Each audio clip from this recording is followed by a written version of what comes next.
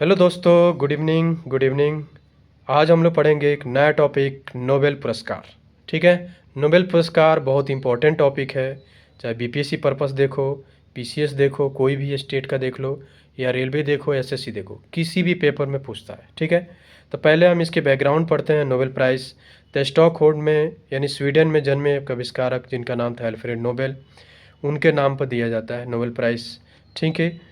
Alfred Wegener की वसीयत में उल्लिखित उनकी इच्छा को पूर्ण करने हेतु 1900 ईस्वी में एक निजी संस्थान यानी एक निजी कंपनी ने क्या किया, नोबेल फाउंडेशन की स्थापना किया। यानी उनके उनके इच्छा के अनुसार ही ये सब किया गया। किसकी इच्छा के अनुसार? अल्फ्रेड नोबेल के अनुसार। ठीक है। डायनामाइट का डिस्कवर उन्होंने किया था, ध्यान रखना। अब आता है कि 6 क्षेत्र में दिया जाता है, ध्यान रखना, 6 एरिया में दिया जाता है नोबेल प्राइज़। तो पहला हम लोग पढ़ेंगे इकोनॉमी में, अर्थशास्त्र में दिया जाता है। तो पहला है क्या? अर्थशास्त्र। तो अर्थशास्त्र में किसको दिया गया भाई? तो पहली बात है कौन से संस्था दी? तो royal Swedish academy of science, royal Swedish academy of science, royal Swedish academy of science ने इस पुरस्कार को दिया, यानी स्वीडन के रॉयल एकेडमी ने दिया था। ठीक है। सब्जेक्ट क्या था? संस्थाएं कैसी बनती है, यानी इंस्टीट्यूट कैसे बनता है, और आर्थिक समृद्धि कैसे होता है, आर्थिक समृद्धि को कैसे प्रभावित करती है इस क्षेत्र में। ठीक है। इस किनको मिला था? तो पहला पर्सन थे जिनका नाम था डेरन एस्मोग्लू, यानी ये भी यूएसए के हैं। दूसरा पर्सन कौन है? साइमन जॉनसन, यूएसए के हैं। और तीसरा पर्सन है James Robinson, Chicago university, USA के। ठीक है। तो 3 पर्सन को मिला है नोबेल प्राइज़ इस साल का। ठीक है। अब आते हैं दूसरा क्या है? शांति के क्षेत्र में किसको मिला भाई? तो शांति के क्षेत्र में मिला, किसने दिया पहले देखो, तो नॉर्वेजियन नोबेल कमेटी ने दिया, नॉर्वेजियन नोबेल कमेटी ने दिया। ठीक है। नॉर्वे का है, ध्यान रखना, स्वीडन का नहीं है, नॉर्वे का। नॉर्वेजियन नोबेल कमेटी ने शांति के क्षेत्र में पुरस्कार देता है। ठीक है। प्राप्तकर्ता तो निहोन हिंडाको, यानी निहोन हिंडाको क्या है? जापान की एक संगठन है, उसको दिया गया। यानी जापान के संगठन है निहोन हिंडाको को दिया गया। यह पुरस्कार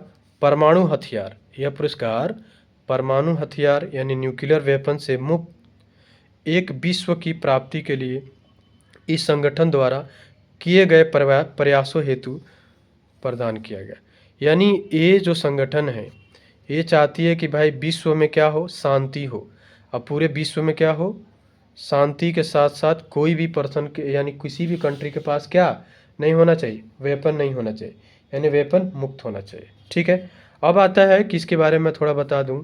निहोन हिंडाको जो कंपनी है वो कौन सी कंपनी है? तो ये है जापान की। क्लियर? जापान की एक कंपनी नहीं बल्कि एक संगठन है जापान की। अभी क्या है, जापान की जो संगठन है इसमें क्या बताया जाता है? ये बताया जाता है जो नागासाकी और हिरोशिमा में जो बम विस्फोट हुआ था, नागासाकी और हिरोशिमा में जो बम विस्फोट हुआ था, कब हुआ था भाई? तो 9 अगस्त हुआ था और 6 अगस्त हुआ था। कब हुआ था? 1945 में। ठीक है। यानी हिरोशिमा पर 6 को हुआ था, नागासाकी 9 को हुआ। याद करने के लिए बता देता हूँ कि हिरोशिमा एच पहले आता है ना, तो हिरोशिमा एन बाद में आता है, तो नागासाकी। ठीक है। 1945 में हुआ था। जापान पे अटैक किया था यूएसए ने 1945 में। ठीक है। अब आता है कि निहोन हिंडाको कंपनी जो हिरोशिमा और नागासाकी के परमाणु बम हमले से जो जीवित बचे लोगों का एक संगठन है। यानी उस हमला में जो जीवित लोग बच गए उन्हीं लोगों का एक संगठन है। कौन सा संगठन है? निहोन हिंडाको। ठीक है। अब समझ सकते हो ना कि क्या वो लोग दुख दर्द होगा, क्या वो लोग झेला है। इसीलिए वो लोग चाहते हैं कि भाई परमाणु मुक्त होना चाहिए। ठीक है। तो ये समझ लेना इम्पोर्टेंट है ये निहोन हिंडाको। ठीक है। मैं थोड़ा बैकग्राउंड बता दिया। अब आते हैं दूसरा, साहित्य के क्षेत्र में। तो साहित्य के क्षेत्र में यानी लिटरेसी के क्षेत्र में कौन देता है? द स्वीडिश एकेडमी देती है। ठीक है। किसको मिला है साहित्य के लिए? तो हान कांग को मिला है। हान कांग कहाँ के हैं भाई? तो साउथ कोरिया के। हान कांग कहाँ के हैं? तो साउथ कोरिया के। समझ गए? साउथ कोरिया के। तो साहित्य में नोबेल पुरस्कार जीतने वाली साउथ कोरिया की पहली महिला है। ठीक है। किम डे जुंग राष्ट्रपति, वहाँ 2000 में जो राष्ट्रपति थे उनको भी मिला था। किम डे जुंग को शांति के लिए मिला था, यानी शांत, ठीक है, तो उनको मिला था। समझ गए। अब आते हैं कि हांगकांग साहित्य में नोबेल प्राप्त करने वाली, हांगकांग जो केवल आपके साउथ कोरिया के नहीं बल्कि एशिया की पहली महिला भी है। बहुत इंपॉर्टेंट है, एशिया की फर्स्ट महिला। किस क्षेत्र में मिला है भाई, क्या किया है उन्होंने, तो किस क्षेत्र में मिला है ये देखते हैं। ठीक है।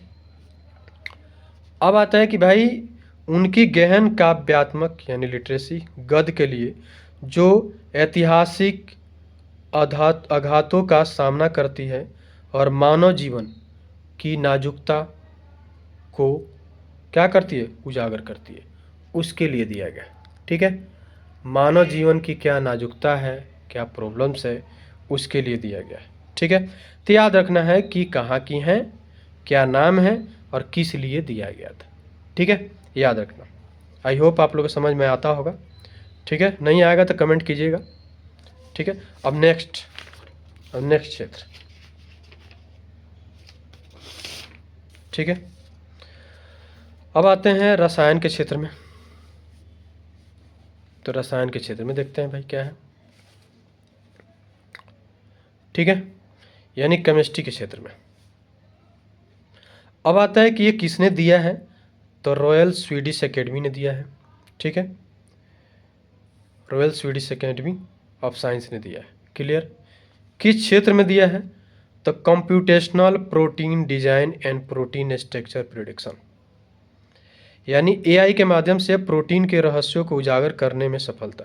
यानी भविष्य में, फ्यूचर में प्रोटीन के रहस्यों को उजागर करना, यानी प्रोटीन को कैसे स्ट्रक्चर को प्रिडिक्शन किया जाए, डिजाइन किया जाए, उसके क्षेत्र में दिया गया।